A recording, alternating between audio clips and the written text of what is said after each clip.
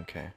I believe I cut all the audio for fighters, but just to be doubly sure, I'm gonna go into this. Just go to all this. There you go. Alright, so there is no audio at all whatsoever in the recording or in the actual game in and of itself. Just to make sure that it doesn't kick me out of the no, it doesn't even matter because the only way it'll kick me out is if I'm not active. So yeah, this should be fine. Alright. Recording 1. Hello.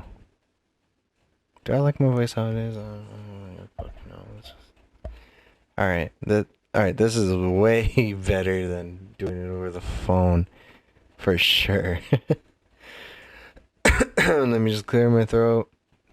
Alright, and I'll adjust the mic from here. So, here is my voice. Alright, perfect. So, Crisis Core, Final Fantasy VII. Zack Fair. Heroic, charming, clever, humorous, and cunning. These are the many adjectives I'd use to describe Zack upon my first playthrough of Crisis Core. But first, I must address how I became familiar with Square Enix and their heartfelt stories in their games.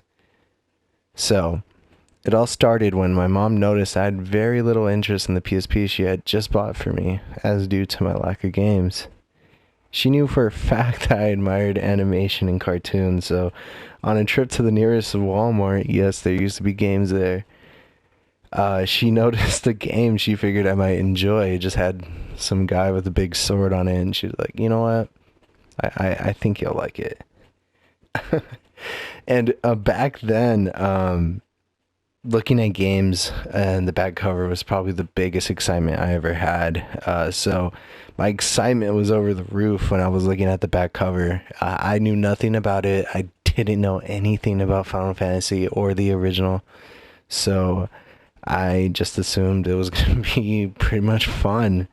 Little did I know, though, that this game would make me feel joy, fear, death, and the idea of a hero into my perspective of when I got it in 2007.